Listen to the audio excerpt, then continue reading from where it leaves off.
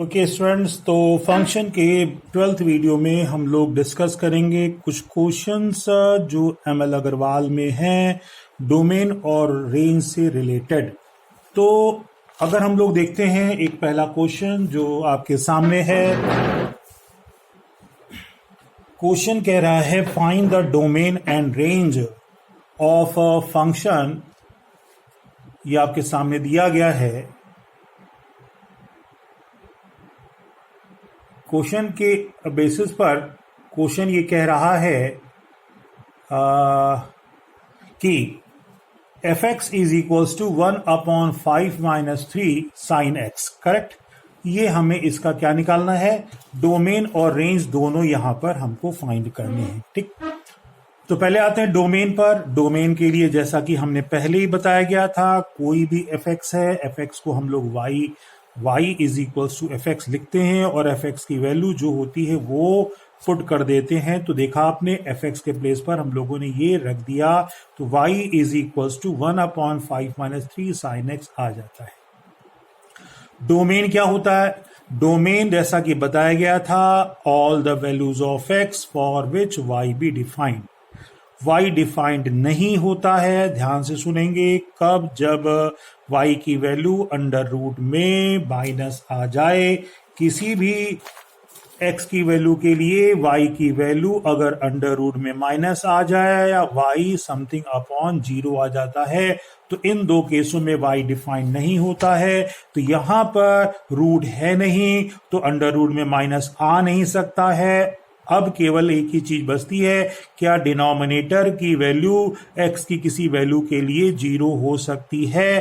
तो इसकी टेस्टिंग करने के लिए हम लोग जानते हैं कि पर्टिकुलर साइन x की जो वैल्यू होती है, जैसा कि बगल में रेड पेन से दिख रहा है, साइन x की वैल्यू -1 से +1 के बीच में होती है। और आप अच्छे से जानते हैं कि साइन की वैल्यू अगर हम -1 से +1 के बीच में कोई भी नंबर रखें, सबसे छोटा -1 है, -1 को भी रखेंगे तो माइनस इस प्लस बना देगा, डिनोमिनेटर 0 नहीं होगा। और सबसे बड़ी वैल्यू +1 भी अगर रख देंगे तो भी 5 - 3 2 आ जाएगा। मतलब x की किसी भी रियल वैल्यू के लिए ये डिनोमिनेटर 0 नहीं हो सकता। Means 5 - 3 sin x never equal to 0 for all real values of x। Correct. तो यहां पर डोमेन जो हो जाएगा, क्या होगा? ऑल रियल वैल्यूज हो जाएंगी। क्लियर। तो डोमेन आपका ऐसे मिल जाता है। रेंज की बात करें तो रेंज के लिए यहां पर आते हैं। रेंज के लिए एफ एक्स जो y के हम लोग इक्वल मान लेते हैं is equal to 1/5 minus 3 sine x. ये क्वेश्चन था, तो आपको बताया गया है कि रेंज जो होता है कलेक्शन ऑफ आउटपुट्स का मतलब कलेक्शन ऑफ y। x की वैल्यू रखने पर y जो मिलता है वो, तो y क्या मिलता है? अरे x रखेंगे यहां पर तो साइन x आएगा, सॉल्व करने पर ये पूरा जो होगा वही आए होगा, तो y होगा ना। हम लोग इस पूरे की वैल्यू को पता करने की कोशिश करते हैं। चूंकि ट्रिग्नोमेट्रिकल फंक्शन है, तो जैसा कि पिछले वीडियो में बताया गया था वैसा आगे करेंगे। हम इस पर्टिकुलर साइन x को पहले डिफाइंड करेंगे। आप सभी लोग जानते हैं कि साइन x की जो वैल्यू होती है वो -1 से +1 के बीच में होती है। अब चूंकि इसी के प्लेस पर हमें ये पूरा का पूरा फंक्शन मेंटेन करना है, साइन x के साथ 3 मल्टीप्लिकेशन में है, हम लोग यहां पर तीनों तरफ लेफ्ट, राइट और मिडिल में 3 का मल्टीप्लाई कर देंगे। 3 का मल्टीप्लाई करने पर हमारा ये कुछ इस तरीके से बन जाता है। लेकिन अब आप देखेंगे ये बीच में माइनस है, तो ये माइनस होना चाहिए, तो multiplied by minus all sides. जब माइनस से मल्टीप्लाई करेंगे तो क्या होगा? माइनस से मल्टीप्लाई करने पर आपको पता है इनइक्वलिटी चेंज हो जाती है, तो ये less than equal to greater equal हो गया, लेस ये आपका ऐसा हो गया, और साइन सभी के चेंज हो जाते हैं। लेकिन फिर हम लोग फंक्शन देखें तो फंक्शन में क्या है, माइनस के साथ यहाँ 5 भी है प्लस में। तो अब हम लोग क्या करेंगे, यहाँ पर इतना आने के बाद तीनों तरफ लेफ्ट, राइट, मिडिल में 5 को ऐड कर देंगे। जब 5 को ऐड करेंगे तो 5 + 3, यहां भी 5 माइनस ना, और ये -3 + 5 हो जाएगा। और इसको सॉल्व करेंगे तो हमारे पास ये रिजल्ट इतना होता है 8 ग्रेटर इक्वल टू इतना लेस देन इक्वल टू 2, ये मिल जाता है। करेक्ट। अब लेकिन फंक्शन को देखें, फंक्शन तो y क्या था, डिनोमिनेटर तो था, लेकिन ये जो था वो 1 अपॉन में था। अभी हम लोगों ने केवल इसकी डिनोमिनेटर की वैल्यू निकाली, अब हम लोग क्या करेंगे, इसको अपॉन में लाएंगे। कहने का मतलब ये जो चीज हमारे पास दी गई थी यहां पर इतना, ये चीज किसमें आनी चाहिए, 1 अपॉन में, तो हम लोग इसका रिसिप्रोकल कर लेंगे। का मतलब तीनों तरफ के टर्म्स को अपॉन में कर लेंगे, 1 अपॉन में रिसिप्रोकल कर लेंगे। और आपको बता दें रिसिप्रोकल करने पर इनइक्वलिटी पर कोई यहां इफेक्ट नहीं पड़ेगा, तो 8 बन गया 1/8, इसका रिसिप्रोकल ये हो गया, ये आपका ऐसा बन जाता है।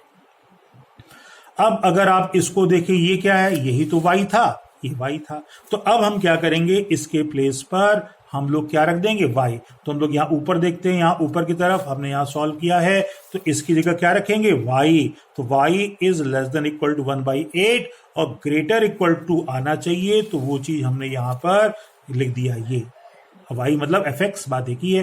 तो fx की value greater equal to 1/2 less than equal to 1/8, ये fx की वैल्यू यहां पर रख दी गई है, अर्थात थोड़ा इसको सही कर लिया गया, ये चीज इधर, इसको इधर भेज दिया गया है। तो fx की वैल्यू जो हो गई क्या, जैसे यहां था less than equal to 1/8 greater equal to 1/4, तो fx की वैल्यू का यही सेट हो गया और यही कहलाएगा रेंज। तो रेंज जो हो गई वो क्या आ गई, 1/8 से छोटी वैल्यूज होंगी और 1/2 से बड़ी होंगी, ठीक है ना, 1/8 से छोटी और 1/2 से बड़ी। तो इस तरह से 2 पार्ट में ये रेंज आपकी आ जाती है, ये पूरा जो सेट मिलेगा वो रेंज मिलेगा। क्लियर। तो इस क्वेश्चन का रेंज आप समझ गए हैं। आगे चलते हम लोग नेक्स्ट क्वेश्चन पर, और ये भी जो क्वेश्चन है वो आपके सामने है। एक क्वेश्चन जो है वो क्वेश्चन नंबर 21 किसका है, ML अग्रवाल का है। 21 का सेकेंड पार्ट, इसको आप लोग देखेंगे। क्वेश्चन ये कह रहा है कि find the range of the function f(x) equal to 3 sin x plus 4 cos x। तो यहां पर भी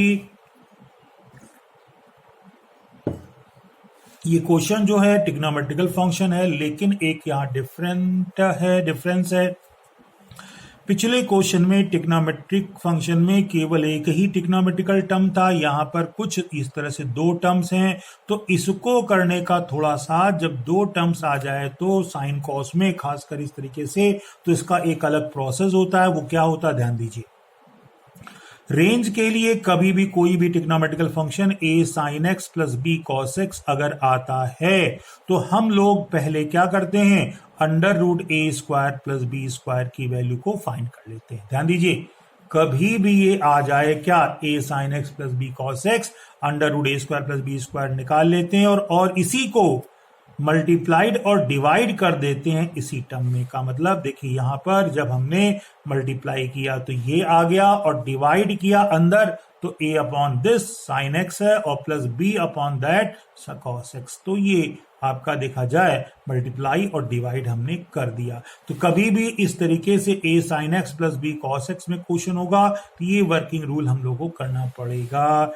तो यहां पर क्वेश्चन हमारा था, मैं फिर याद दिला देता हूं, y is equal to 3 sin x plus 4 cos x था। तो यहां पर भी हम लोग क्या करेंगे, √a² प्लस b² को फाइंड करेंगे। a आप देख रहे हैं 3 है, b कितना है 4 है। a 3 4 कैसे हुआ, इसका कंपेयर किससे करेंगे, इससे। साइन के साथ a होता है, cos के साथ b होता है, ठीक। तो यहां पर a और b से हम लोग ने √a² b² फाइंड किया। ये 3 का स्क्वायर 4 का स्क्वायर, ये 25 बन गया। √25 हमको 5 मिल गया। जब हमको ये 5 यहां पर मिल जाता है, करेक्ट, क्या मिल जाता है, 5 यहां पर देखिए जब मिल गया तो इसी 5 से √a² b² जो 5 है से क्या करेंगे, इसी में मल्टीप्लाई और डिवाइड कर देंगे। तो देखिएगा मल्टीप्लाई ऊपर हो गया, डिवीजन में हम लोगों ने दोनों को अंदर भेज दिया है। इतना करने के बाद, जब इतना आप कर लें तो उसके बाद आगे करने के लिए हम लोग एक ट्रायंगल बनाते हैं। बात को ध्यान देंगे, ट्रायंगल, और ट्रायंगल में जो a और b की वैल्यू मिली थी तो उस ट्रायंगल का मतलब राइट एंगल ट्रायंगल बनाएंगे। एक राइट एंगल ट्रायंगल बनाएंगे और a और b की वैल्यू को ट्रायंगल का परपेंडिकुलर और बेस से रिप्रेजेंट कर देंगे, बेस को रिप्रेजेंट कर देंगे। तो यहां पर ये परपेंडिकुलर था, ए कितना था 3 हो गया, बेस कितना था 4 कर दिया। अब हमने हाइपोटेनियस ये रहा, इसकी वैल्यू को फाइंड किया पाइथागोरस से, तो 5 आ गई। और अब इस एंगल को हम मान लेंगे ए। तो जब ए मान लेंगे तो आप जानते हैं कि अगर हम साइन ए को फाइंड करें तो साइन ए क्या होता है, परपेंडिकुलर अपॉन हाइपोटेनियस, ये 3/5 आ जाएगा। इसी तरीके से अगर हम लोग कॉस ए को फाइंड करेंगे तो बेस अपॉन हाइपोटेनियस का मतलब 4/5 आएगा। तो ये काम हमको हर उस क्वेश्चन में करना पड़ेगा जिसमें A sine x plus B cos x के फॉर्म में क्वेश्चन दिया होगा। तो अब इन दोनों वैल्यू को देखते हैं। तो एक्चुअल क्वेश्चन हमारा ये था। अब अगर आप देखें इसमें ये 3/5 है और 3/5 को हम लोग साइन ए लिख सकते हैं, 4/5 है, 4/5 को कॉस ए लिख सकते हैं। तो ये हमारा sign A sine x plus cos A cos x ऐसा बन जाता है। और अब अगर देखें तो ये फार्मूला है क्या, cos A cos B plus sign A sine B. तो कॉस ए माइनस बी का फार्मूला है, तो ये आपका बन गया y = 5 cos A minus B x minus ए ऐसा। तो ये चीज आप देखें, y = हमको ये यहां पर इस तरीके से मिल जाता है, यहां पर लिख दिया गया है। तो ये y = 5 कॉस एक्स माइनस ए मिल जाता है। तो आप ये बात समझ चुके होंगे कि ये जितना हम लोगों ने पापड़ बेला वो किस लिए, वो इसलिए कि ये जो दो फंक्शन ट्रिग्नोमेट्री के थे हम उसको एक फंक्शन के फॉर्म में, एक ट्रिग्नोमेट्रिकल टर्म के फॉर्म में ले आए हैं। तो अब हमारा काम शुरू हो जाता है रेंज को निकालने का। तो रेंज क्या होता भाई, range all the values of, range क्या होता, हाँ रेंज क्या होता, all the values of y, set of all the values of y for which x be defined। तो अब अगर आप देखें यहां पर गौर से इस क्वेश्चन में कि y तो x की, अगर हम यहां पर x कुछ भी रख दें, x कोई भी रियल नंबर रख दें तो क्या होगा, कुछ ना कुछ y मिलेगा, नहीं मिलेगा, मिलेगा ना। तो वो तो खैर डोमेन की बात, रेंज की बात आती है। रेंज क्या होता है, set of all the values of y। अब y क्या होगा ये पता करना हमको। तो फिर अपने पुराने पैटर्न पाते हैं, आपको पता है ये cos x माइनस ए है ना, तो cos x माइनस ए मतलब cos थीटा एक्चुअल में हुआ। फिर आप देखते हैं cos थीटा की वैल्यू क्या होगी, cos थीटा की वैल्यू हमेशा -1 से +1 के बीच में होती है, ठीक। ये तो इसकी वैल्यू तो हमेशा इसके बीच होगी। तो अब इस पूरे की वैल्यू क्या होगी, जैसा कि पीछे बताया था, तो इसमें 5 से मल्टीप्लाई है, तो 5 से क्या करते हैं, ऑल साइड मल्टीप्लाई कर देते हैं। 5 से मल्टीप्लाई करेंगे तो ये इधर भी 5 इधर भी 5 ऐसा हो जाता। और ये बीच वाला क्या हो गया, ये बीच वाला तो वही है ना, कौन, y। तो इसके प्लेस पर y रखा जा सकता है।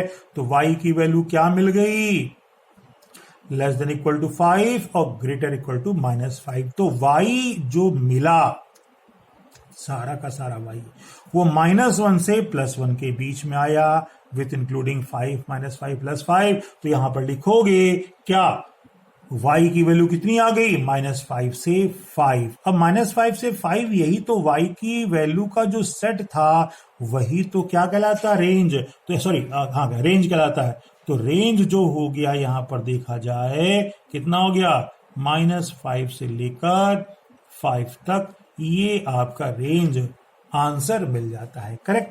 तो यहां पर हम लोगों ने देखा कि कैसे ट्रिग्नोमेट्रिकल फंक्शन के रेंज को निकालते हैं, पीछे हमने अलजेब्रिक में भी बताया।